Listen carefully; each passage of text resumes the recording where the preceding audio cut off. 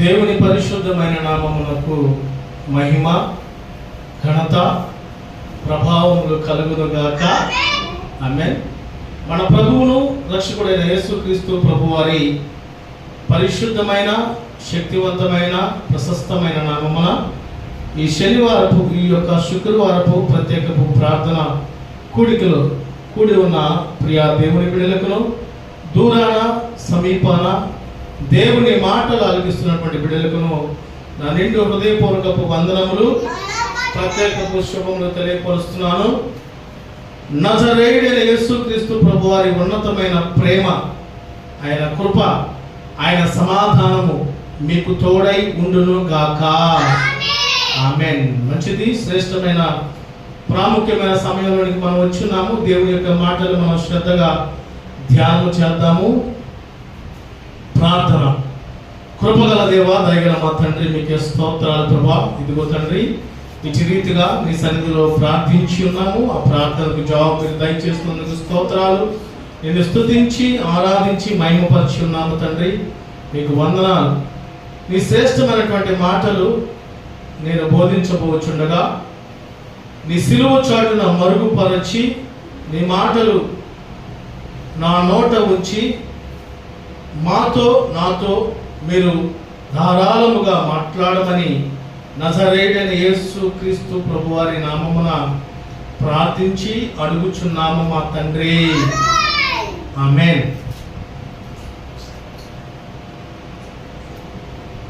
ఈరోజు ప్రాముఖ్యమైనటువంటి వర్తమానం మనం గమనించగలిగితే, ఈరోజు వర్తమానము గై కొనాలి. ఏంటి? గై కొనాలి. ఏం గై కొనాలంటే దేవుని యొక్క మాటలు గై కొనాలి, దేవుని యొక్క ఆజ్ఞలు గై కొనాలి, దేవుని యొక్క ఐక్యత మనం గై కొనాలి. సర్వసాధారణంగా మనం చూస్తూ ఉంటే కుటుంబాల్లో కానీ, బంధువుల్లో కానీ, స్నేహితుల్లో కానీ, లేకపోతే దేశంలో ఉన్నటువంటి ప్రజల్లో కానీ కొన్ని సందర్భాల్లో దేవుని యొక్క చిత్తమైనటువంటి విషయాల్లో గైకొని ఉండటం వల్ల వారి కుటుంబాలు ఆశీర్వాదకరంగా, దీవెనకరంగా, ధన్యకరంగా ఉండటం మనం చూస్తూ ఉంటాం. కానీ వారి యొక్క సొంత విషయాల్లో, వారి యొక్క ఆలోచనలో గైకోవడం ద్వారా కుటుంబాలు చిన్నగా అవ్వటం మనం గమనిస్తూనే ఉంటాం. అయితే ప్రాముఖ్యంగా నేను మీతో తెలియపరచాలని ఆశించినటువంటి ఉద్దేశం ఏమైనదంటే, మనం ఏ స్థితిలో ఉన్నా, ఏ పరిస్థితిలో ఉన్నా, ఎలాంటి స్థితిగతుల్లో ఉన్నా, మనల్ని సృష్టించిన సృష్టికర్త అయినటువంటి దేవుని యొక్క ఆజ్ఞని గైకొని జీవించే వారంగా మనం ఉంటే దేవుడు వారికి తోడుగా ఉండును గాక. ఆమేన్. మొదటి మాట, ఒక 3 మాటలుగా నేను మీకు దేవుని యొక్క మాటలు క్లుప్తంగా తెలియపరచడానికి ఇష్టపడుచున్నాను. మొదటి మాట, మనం ఏది గైకొనాలంటే క్రీస్తు మాటల్ని మనం గైకొనాలి. దేవుని మాటలు మనం గైకొనాలి. అంటే దేవుని యొక్క మాటలు మనల్ని ఎలాగ బలపరుస్తున్నాయి, దేవుని యొక్క మాటలు మనల్ని ఎలాగ నడిపిస్తున్నాయి, దేవుని యొక్క మాటలు ఎలాగ మనకి ఆదరణ దయచేస్తున్నాయి, దేవుని యొక్క మాటలు ఎలాగ మనల్ని ఆత్మీయతలో నడిపిస్తున్నాయి, దేవుని యొక్క మాటలు మనం ఎలాగ ఉజ్జీవింపజేస్తున్నాయి అన్నది మనం గైకొనడానికి సిద్ధపాటు కలిగి ఉండాలి. సర్వసాధారణంగా మనం చూస్తూ ఉంటే ఏం చేస్తూ ఉంటాం, పొద్దున్న లేచిన కాడి నుంచి ఏం తినాలా, ఏం తాగాలనే ఆలోచన మనం ఉంటాం. కానీ అదే రీతిగా మన జీవితంలో దేవుని యొక్క ఉద్దేశము, తలంపులు, నిర్ణయాలు గైకోనాలి అనేటువంటి ఆ తలంపు మనం కలిగి ఉంటే, ఆ నిర్ణయం మనం కలిగి ఉంటే, ఆ ఉద్దేశం మనం కలిగి ఉంటే మన యొక్క జీవితాల్లో ఒక నూతనమైనటువంటి క్రియ దేవుడు జరిగించును గాక. ఆమేన్. క్రీస్తు మాటలు మనం గైకొనాలి. ఆ మాటలు చూద్దాం. పరిశుద్ధ లేఖనం ఉన్నటువంటి మాటలు.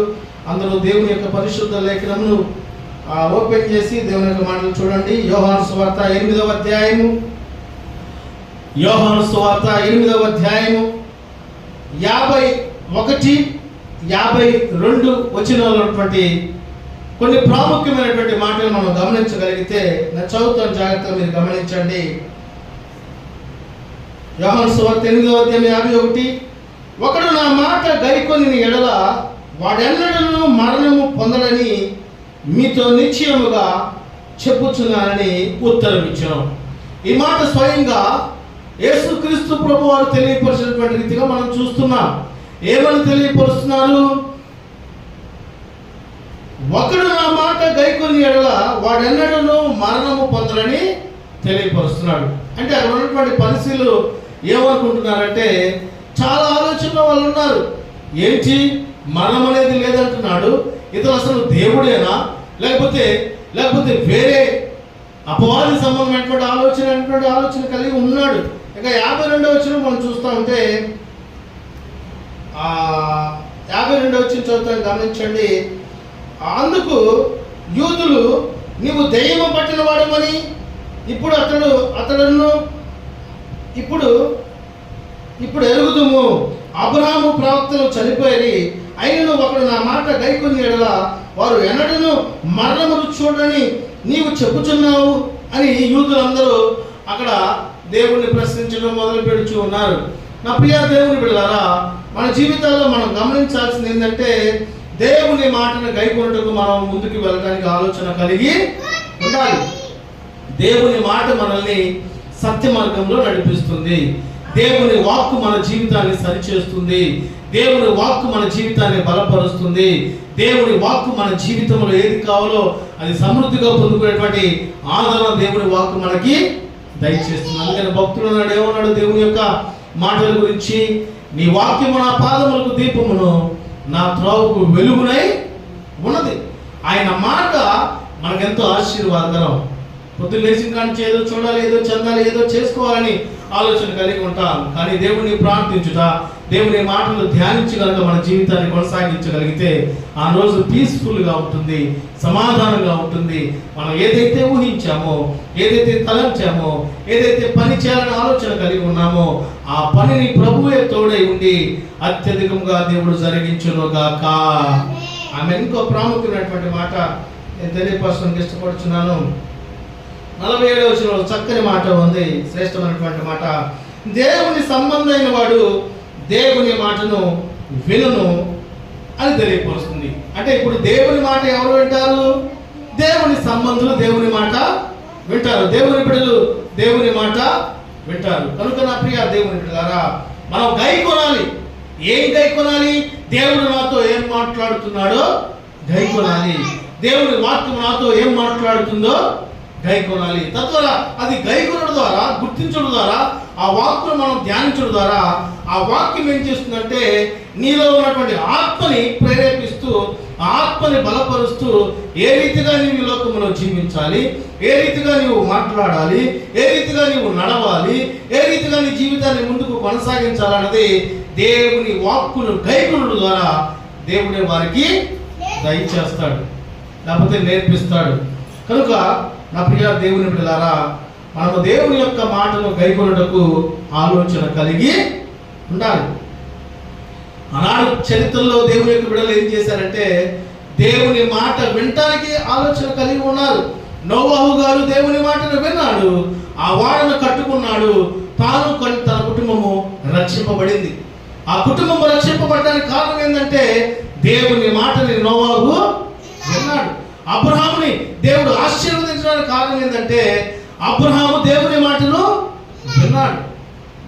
కనుక చరిత్రను మనం చూస్తూ ఉంటే అబ్రహాము, ఇస్సాకు, యాకోబు దేవుని బిడ్డలు ఎవరైనా కానీ దేవుని మాటలు విన్నారు, వారి జీవితాలు ఆశీర్వాదకరంగా మార్చబడ్డాయి. కనుక ఈ శ్రేష్టమైనటువంటి సమయంలో మనము కూడా ఎవరి మాట వినాలి?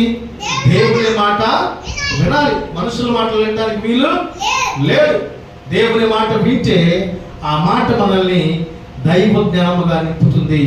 దేవుని వాక్కు మనల్ని దేవునికి సమీపముగా చేరుస్తుంది. అందుకనే ఆనాడు యూదులు, నీవేంటి మరణం అంటున్నావు? అబ్రహాము, ఇస్సాకు, యాకోబులు చనిపోయారు కదా, మరణం అంటున్నావు అంటే ఆయన తెలియపరిచినటువంటి మాట ఏంటంటే నా మాట వినువారికి మరణము లేదని తెలియపరుస్తున్నాడండి. కనుక దేవుని మాటలు మనం వింటే కుటుంబాల్లో సమాధానం ఉంటుంది. దేవుని మాట మనం వింటే కుటుంబాల్లో ఉన్నటువంటి అల్లర్లు తొలగిపోతాయి. దేవుని మాట మనం వింటే మన జీవితాలే దేవుడు ఆశీర్వాదకరంగా మార్చునుగాక. రెండవ ఆజ్ఞ మనం చూద్దాం. రెండవది ఏం గైకొనాలంటే క్రీస్తు ఆజ్ఞలు మనం గైకొనాలి. దేవుని మాటల్ని మనం ఎలా గైకొనాలో తెలియపరచాం. దేవుడు మనకి ఇచ్చినటువంటి కట్టడలు, ఆజ్ఞలు మనం గైకొనాలి. యోహాను సువార్త 14వ అధ్యాయము 15వ వచనం ఉన్నటువంటి మాటలు మనం జ్ఞాపకం ఒకసారి చదువుకున్నాం జాగ్రత్తగా. ఇదిగో ఇక్కడ ఏమని రాయబడిందంటే, మీరు నన్ను ప్రేమించిన యెడల నా ఆజ్ఞలను గైకొందురు. ఇప్పుడు మనం ఎవరిని ప్రేమించాలి? దేవుణ్ణి ప్రేమించాలి. ఎందుకు దేవుణ్ణి ప్రేమించాలంటే, ఆయన ప్రేమ ఎలాంటి ప్రేమ అంటే, ఆయన్ని మనం ప్రేమించక ముందే ఆయన మనల్ని ప్రేమించాడండి. దేవుడికి స్తోత్రం కలుగును గాక. ఆమేన్. ఎంత గొప్ప ప్రేమ దేవుడు మన పట్ల కలిగి ఉన్నాడు. అందుకని ఈ రెండవ గైకొనడం ఏంటంటే, దేవుని ప్రేమను మనం గైకొంటూ దేవుని ఆజ్ఞ ఏమై ఉన్నది, దేవుని ఆజ్ఞ ఏం తెలియపరుస్తుంది మనకన్నది మనం జ్ఞాపకం చేసుకోవాలి. కొత్త నిబంధనలు మనం చూస్తూ ఉంటే దేవుని ఆజ్ఞ ఏమై ఉన్నది, నీ పూర్ణ బలముతోను, నీ పూర్ణ శక్తితోను, నీ పూర్ణ ఆత్మతోను నీ తండ్రి అయిన నీ దేవుణ్ణి సేవించాలంది. అట్ ద సేమ్ టైం రెండవ ఆజ్ఞ, నిన్ను వలె నీ పొరుగు వారిని ప్రేమించాలి. ఈ రెండు ఆజ్ఞలు కూడా మనం చూస్తూ ఉంటే, ఆనాడు యెహోవా దేవుడు నిర్గమకాండం ఇచ్చినటువంటి ఆజ్ఞలు, ఈ రెండు ఆజ్ఞలు మొత్తం సమానంగా ఉండటం కూడా మనము ఆ దైవ జ్ఞానంతో ఆలోచన చేయగలిగితే అది మనకి దేవుడు తెలియపరుస్తాడు. కనుక మనం వేటిని గైకొనాలంటే, దేవుని యొక్క ఆజ్ఞలు ఏమై ఉన్నాయి? నీ తండ్రిని సన్మానించాలి, నీ దేవుణ్ణి మహిమపరచాలి, అబద్ధం ఆడకూడదు, నరేత్తి చేయకూడదు, వ్యభిచరింపకూడదు, లేకపోతే లోక సంబంధమైనటువంటి కార్యములు ఏమి కూడా చేయకూడదు అనే ఆజ్ఞలు, 10 ఆజ్ఞలు ఆనాడు నిర్గమకాండంలో దేవుడు మనకి ఇచ్చాడు మోషే గారి ద్వారా. ఈనాడు యేసుక్రీస్తు ప్రభువు ద్వారా 2 ఆజ్ఞలు మనకి ఇచ్చినారు. ఆ 10 ఆజ్ఞల్లో ఉన్నటువంటి ఆ మర్మము, ఆ అర్థము ఈ 2 ఆజ్ఞల్లో లిమితమై ఉన్నాయి. హల్లెలూయా. కనుక క్రీస్తు ఆజ్ఞలను గైకొని ఎవరైతే జీవిస్తారో వారు దేవుణ్ణి ప్రేమించిన వారై ఉంటారు. దేవుణ్ణి ప్రేమించి ఎవరైతే ఈ లోకంలో బ్రతుకుతారో వారిని తిరిగి దేవుడు ప్రేమిస్తాడు. దేవుడు కనుక మనల్ని ప్రేమించాడు అనుకోండి, మన జీవితాలు ఎలా ఉంటాయి తెలుసా? ఆనందకరంగా ఉంటాయి, సమాధానకరంగా ఉంటాయి, ఇంకా ఆశీర్వాదకరంగా ఉంటాయి, ఇంకా దీవెనకరంగా ఉంటాయి. కనుక ఈ లోకంలో మనకి మనుషుల ప్రేమ కావాలా, బంధువుల ప్రేమ కావాలా, లేకపోతే వేరే వేరే ప్రేమ మనకు కావాలంటే ఈ ప్రేమలు ఏవి కూడా మనకు ఉపయోగము లేదు. కానీ నిజమైనటువంటి ప్రేమ, యథార్థమైనటువంటి ప్రేమ, స్వచ్ఛమైనటువంటి ప్రేమ, ఎవరు నీ పట్ల కలిగి ఉన్నటువంటి ప్రేమ కలిగి ఉన్నటువంటి వ్యక్తి ఎవరన్నా ఉన్నారంటే ఆయన నజరేయుడైన యేసుక్రీస్తు ప్రభువారు మాత్రమే. దేవునికి మహిమ కలుగును గాక. ఆమేన్. కనుక క్రీస్తు ఆజ్ఞలు గైకొనుటకు మనం ఆలోచన కలిగి ఉండాలి. అందుకనే మనం చూస్తామంటే, మీరు నన్ను ప్రేమించిన యెడల నా ఆజ్ఞలను గైకొందురు. ఇంకేమన్నాడు కింద, నేను తండ్రిని వేడుకొందును, మీ యొద్ద ఎల్లప్పుడూ నుండుటకై ఆయన వేరొక ఆధారకర్తను అనగా సత్య స్వరూపి అయిన ఆత్మను మీకు అనుగ్రహించినట్టండి. అంటే మనం దేవుని ప్రేమతో పొందుకుంటూ దేవుని యొక్క ఆజ్ఞను మనం గైకొనగలిగితే మనకేమని అనుగ్రహించబడుతుంది? సత్య స్వరూపి అయిన ఆత్మను మీకు అనుగ్రహించబడుతుంది. నిజమైనటువంటి ఆత్మ సంబంధమైనటువంటి బిడ్డలుగా దేవుని యొక్క ప్రణాళికలో మనము ఎదిగేవారుగా ఉంటాం. 3వ మాట, చివరి మాట మనం చూస్తూ ఉంటే, ఆత్మ కలిగించు ఐక్యతను మనం కాపాడుకోవాలి, దానిని మనం గైకొనుటకు ఎదురు చూడాలి. ఎఫెసీయులకు రాసిన పత్రిక 4వ అధ్యాయము 3వ వచనం ఉన్నటువంటి మాటలు మనం జ్ఞాపకం చేసుకోగలిగితే అక్కడ ఇలా వ్రాయబడి ఉన్నది, మీరు పిలువబడిన పిలుపునకు తగినట్లుగా దీర్ఘ శాంతముతో కూడిన సంపూర్ణ వినయముతోను సాత్వికముతోను నడుచుకొనవలెనని ప్రభువును బట్టి ఖైదీ నేను మిమ్మల్ని బతిమాలు కొనుచున్నానని తెలియపరుస్తున్నానండి. ఎవరు తెలియపరుస్తున్నారు? అపోస్తలుడైనటువంటి పౌలు గారు ఎఫెసీ సంఘానికి తెలియపరుస్తున్నాడు. ఏమని తెలియపరుస్తున్నాడు? ఇదిగో మీరు పిలువబడిన పిలుపునకు తగినట్టుగా. దావీదు ఎలా ఉండాలి? నీవు దీర్ఘశాంతముతో కూడిన సంపూర్ణ వినయముతోను సాత్వికముతోను నడుచుకొనవలెనని ఆనాడు ఎఫెసీయులకి అపోస్తలుడైనటువంటి పౌలు గారు తెలియపరుస్తున్నాడు. అంటే ఈ మాటను బట్టి మనం ఏం గైకొనాలి? మనం కూడా ఎలా ఉండాలి? దేవుని పిలుపునకు తగినట్టుగా, ఎలాగా? దేవుని పిలుపుకు తగినట్టుగా దీర్ఘశాంతముతో ఉండాలి. ఉందా దీర్ఘశాంతం నీకు? లేదే. ఏదైనా సమస్య వచ్చిందంటే ఎగిరిపడటం, ఏదైనా బాధ వచ్చిందంటే ఎగిరిపడటం, పిల్లలు ఆనందం లేదంటే ఒక్కసారిగా కోపాలు రేపాలు, అవునా కదా? నా ప్రియ దేవుని బిడ్డలారా, మన జీవితాల్లో ఎవరైతే దీర్ఘశాంతము కలిగి ఉంటారో వారు దేవుని ఆత్మ వరములు కలిగి ఉంటారు. గలతీయులకు రాసిన పత్రికలు మనం చూస్తా ఉంటే దేవుడు ఇచ్చినటువంటి ఆత్మ ఫలముల్లో దీర్ఘశాంతము కూడా ఒకటై ఉన్నది. ఇక మనం ఏమంటుంది? దీర్ఘశాంతంతో కూడిన సంపూర్ణ వినయముతోను. వినయం అంటే మంచి ప్రవర్తన, మంచి నడవడిక. ఎవరు కనపడాలి? దేవునికి కనపడాలి. ఎందుకు వస్తుంది నాకు? సరి కూర్చో. ఎవరికి కనపడాలి? దేవునికి కనపడాలి. వినయము, వినయ మనస్కులు కలిగిన వారు దేవునికి ఇష్టలని పరిశుద్ధ లేఖనము తెలియపరుస్తుంది. వినయ కలిగిన వాళ్ళు ఏం చేయాలి? అబద్ధం ఆడకూడదు, లేనిపోయి ఆలోచనలు కలిగి ఉండకూడదు, దైవ సంబంధమైనటువంటి భక్తి కలిగి ఉండాలి. ఇంకా సాత్వికముతోనూ నడుచుకున్న వాళ్ళని ప్రభువును బట్టి ఖైదీనని నేను మిమ్మల్ని బతిమాలుతున్నాను. అంటే అపోస్తలుడైనటువంటి పౌలు గారు ఖైదీలుగా బందీగా ఉన్నప్పటికీ ఎఫెసీ సంఘానికి లేఖ రాసినట్లు మనం అక్కడ చూస్తూ ఉన్నాం.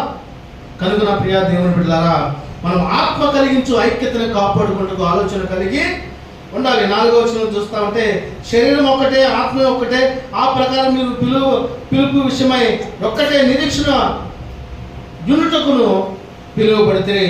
మరి 5వ వచనంలో ప్రభు ఒక్కడే, విశ్వాసం ఒక్కటే, బాప్తిసం ఒక్కటే, అందరికీ తండ్రి అయిన దేవుడు ఒక్కడే, ఆయన అందరికీ పైగా ఉన్నవాడై అందరిలోనూ వ్యాపించి అందరిలోనూ ఉన్నాడు. హల్లెలూయా. ఇప్పుడు ఏమని తెలియపరుస్తున్నాడు అపోస్తలుడైన పౌలు గారు? తండ్రి అయిన దేవుడు ఒక్కడే, బాప్తిస్మం ఒక్కటే, ఆత్మ ఒక్కటే, ఆయన అందరిలోనూ ఉన్నాడు. అందుకనే దేవుడు నీ దేహము దేవుని ఆలయమే ఉన్నదని పరిశుద్ధ లేఖనము తెలియపరిచి ఉండండి. కనుక నా ప్రియ దేవుని బిడ్డలారా, మనం దేవుని యొక్క చిత్తాన్ని గైకొనుటకు ఆలోచన కలిగి ఉందాం.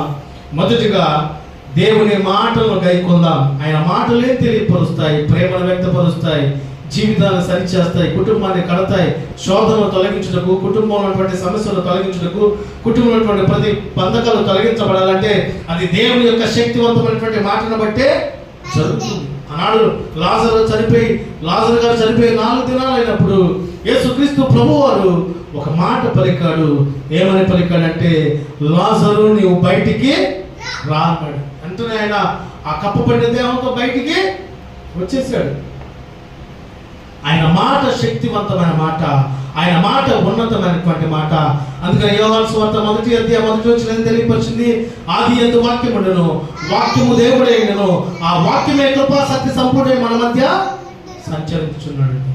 కనుక దేవుని మాటలను గైకొందాం, దేవుని ఆజ్ఞను గైకొందాం, దేవుని ఆత్మీయమైనటువంటి ఆత్మ కలిగించే ఐక్యతను మనం కాపాడుకుంటూ ఆయన చిత్తము, ఆయన ప్రణాళిక, ఆయన ఉద్దేశం నెరవేర్చేటువంటి అట్టి తలపులు మనం కలిగి ఉందాం. ఈ మాటలు దేవుడు మన వినికిడిలో ఆశీర్వదించి దీవించునుగాక. ఆమేన్. ప్రార్థన చేసుకుందాం. కృపగల దేవా, దయగల మా తండ్రి, మీకు స్తోత్రాలు. ఇటు రీతిగా ఈ శుక్రవారపు ప్రార్థనలు తండ్రి మీరు తోడుగా ఉండి బలపరిచారు.